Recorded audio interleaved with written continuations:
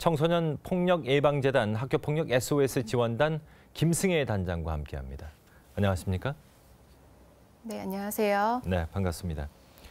자, 실태조사 결과부터 좀 살펴보죠. 전국 초중고 학생 중 학교폭력 피해를 입었다. 이렇게 응답한 학생이 얼마나 됐나요? 네, 이번에 교육부 전수조사 발표 결과를 보면 그 피해 응답률이 전체 0.9%로 나타났습니다. 이것은 2016년도 동차 대비를 했을 때 이제 같은 비율 응답을 보였고요. 또 2016년 2차 응답률하고 비교했을 때는 뭐 0.1포인트 정도 오른 것으로 나타나고 있습니다. 그래서 거의 0.8에서 0.9% 정도의 피해 응답률을 나타내고 있습니다. 네. 최근에 이제 초등학생 학교 폭력이 이제 큰 이슈가 됐었지 않습니까? 앞서 이제 전해드렸지만 이제 저연령화 현상이 가장 또 우려스러운 부분인데 초등학교 학교 폭력 피해 현황 어느 정도입니까? 지금 현재 그 실태조사에서 나타나는 것 같이 초등학교, 중학교, 고등학교 중에서는 초등학교에서 가장 많은 학교 폭력이 일어나고 있고요. 실제로 교육부 전수조사와 또 청소년 폭력 예방 재단의 실태조사 결과도 마찬가지로 초등학교의 피해율이 높게 나타나고 있습니다. 또 저희가 그 전국 상담을 진행하면서 실제 사례에서 검토해 보아도 그 초등학교 사례들이 지금 가장 많고요. 특히 초등학교 저학년, 2학년, 3학년들의 실태에서도 학교 폭력이 아주 빈번하게 발생하는 것으로 나타나고 있습니다. 또한 저희가 그 청해단 실태조사를 올해 살펴봤을 때 초등학교 2학년, 3학년의 학교 폭력 피해 실태율이 가장 높게 나와서 이런 학교 폭력의 저연령화 또 어린 친구들이 굉장히 학교 폭력으로 인해서 고통받고 있는 것들이 좀 우려되고 걱정되는 현상으로 나타나고 있습니다. 예, 저도 이제 초등학교 아이를 둔 학부모로서 걱정이 되네요. 그러니까 가해하는 학생들도 실제로 이게 그 어떤 그 뚜렷한 목적의식이 있는 게 아니라 무심결에 그리고 그 피해받은 아이들은 얼마나 또 많이 힘들까 이런 생각들이 드는데 학교 폭력이 이게 단순히 때리는 것뿐만 아니고 뭐 언어 폭력 등 종류도 굉장히 좀 다양한 것 같은데 피해 유형을 좀 살펴볼까요? 네, 실제로 그 실태조사나 전수조사에서 나타나고 있듯이 그 언어폭력이 가장 많이 나타나는 유형으로 보여지고 있고요. 또 신체폭력이나 따돌림, 괴롭힘, 스토킹 같이 딱히 형태가 나타나지는 않지만 보이지 않는 폭력들이 아이들의 학교폭력 유형에서 높은 비중으로 계속 나타나고 있습니다. 이것은 단순히 때리고 맞는 이런 어떤 신체적인 상황만이 학교폭력이 아니라 보이진 않지만 친구들의 관계, 또래 문화에서 이 관계 간에 나타나는 갈등이 이 안에서 이루어지는 괴롭힘이나 따돌림들이 또는 이 일상 언어에서 나타나는 폭력들이 굉장히 학생들에게는 어려움을 주는 이 폭력 문제로 많이 나타난다고 볼 수 있습니다. 예. 앞서도 이제 좀 소개를 해드렸는데 이 학교 폭력이 이제 학교 내에서 주로 일어나는 만큼 노출이 쉽게 되는데 이 피해 장소 교실이 아까 좀 많다고 좀 말씀드렸는데 어떤 곳에서 언제 주로 발생하는지 좀 말씀해 주시겠습니까? 네. 일단은 뭐 아이들이 가장 많은 시간을 보내는 곳이 학교이기 때문에 이 학교 안에서 가장 많은 학교 폭력이 보고되고 있고 실태조사 그 결과에도 나타나고 있습니다.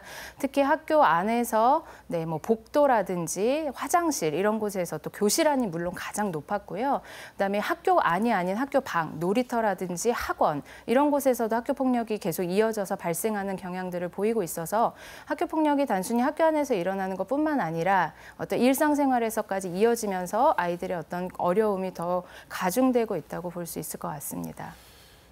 제가 오늘 제일 궁금해하는 부분이 바로 이 부분인데 친구들에게 폭력을 가해봤다고 답한 이 가해 학생들이 어떻게 답했는지 궁금합니다. 그러니까 왜 아이들을 괴롭히는지, 왜 폭력을 가하는지 어떻게 답이 나왔습니까? 일단 전체적인 가해율은 약간 감소하는 추세를 지금 전수조사 결과에서는 보여주고 있는데요. 도대체 가해를 한 학생들에게 왜 학교폭력 가해를 했니? 이런 행동을 했냐라고 물어봤을 때 많은 높은 응답률을 보이는 게 이유가 없음 또는 장난으로 또는 상대 친구가 잘못했기 때문에 어떤 오해나 갈등으로부터 이 가해 행동들이 나왔다고 답을 하고 있습니다.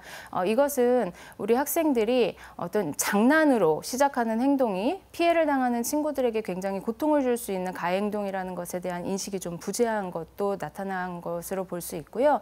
또 장난으로 시작을 해서 어떤 친구 간의 관계적인 문제가 생겼을 때 이 관계를 푸는 것들, 갈등을 푸는 방법으로 폭력을 쉽게 사용함으로써 학교 안에서 이런 폭력 문제들이 아까 말씀드린 보이지 않는 폭력, 따돌림이라든지 괴롭힘, 언어폭력 등으로 더 확산돼서 나타나는 것에 좀 일맥상통하게 나타나고 있습니다.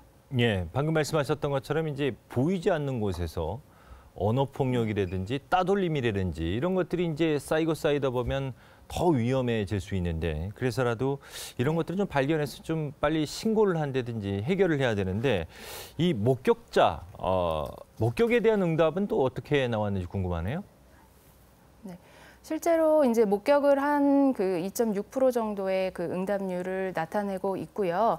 또 가장 지금 많은 학교폭력 사안이 발생하고 있는 초등학교에서 중고등학교보다 더 많은 목격 그 답변을 나타내고 있습니다.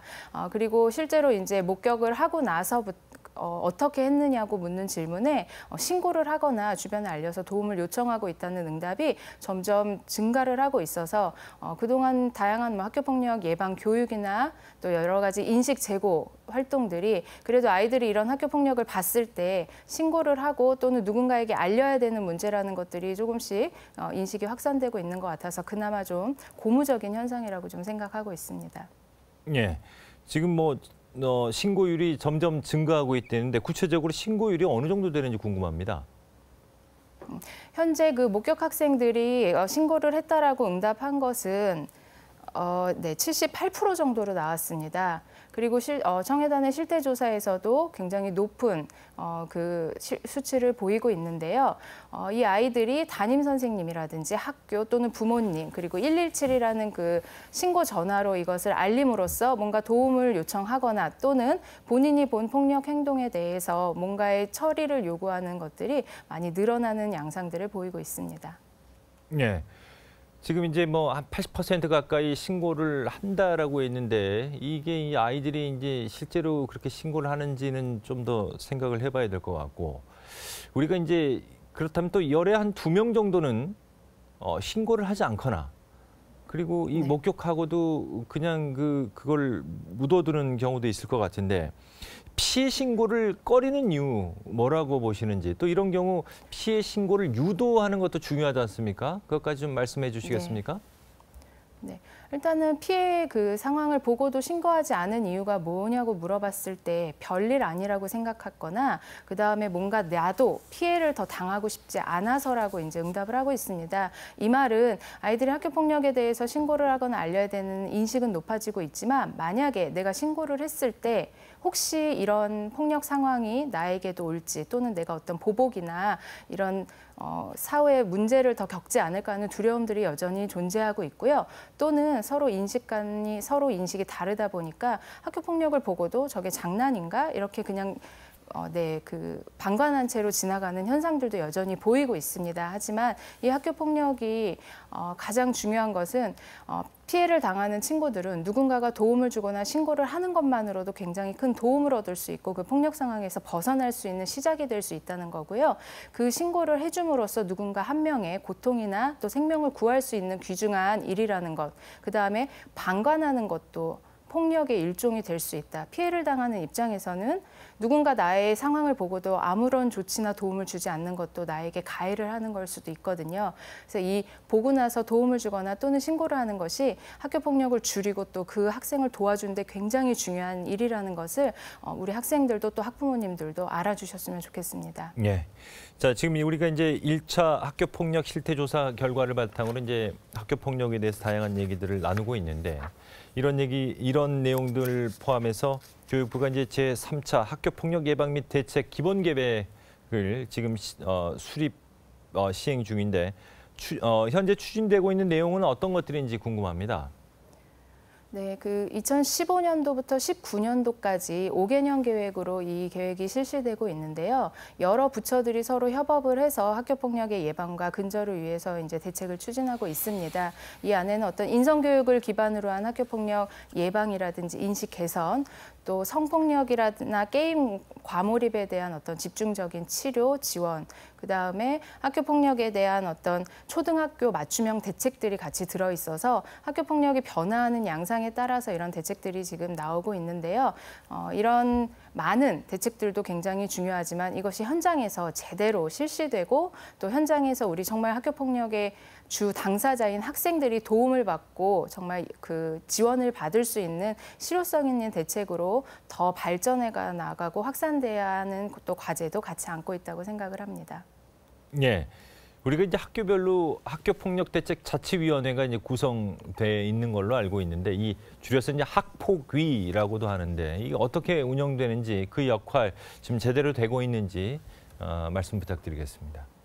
네, 그 학교폭력대책자치위원회는 학교폭력 예방 및 대책에 관한 법률에 근거해서 이제 만들어진 학교폭력에 대한 심의 의결 기구입니다. 그래서 학교폭력이 발생했을 때 학교에서 이 사안이 접수가 되고 또 이 전담기구에서 사안이 조사가 된 후 학교폭력대책자치위원회에서 피해 학생의 보호 조치, 또 가해 학생의 선도 조치, 그리고 필요에 따라서는 양측 간의 분쟁 조정이나 그 밖에 필요한 상황들을 심의하고 의결하는 기구입니다.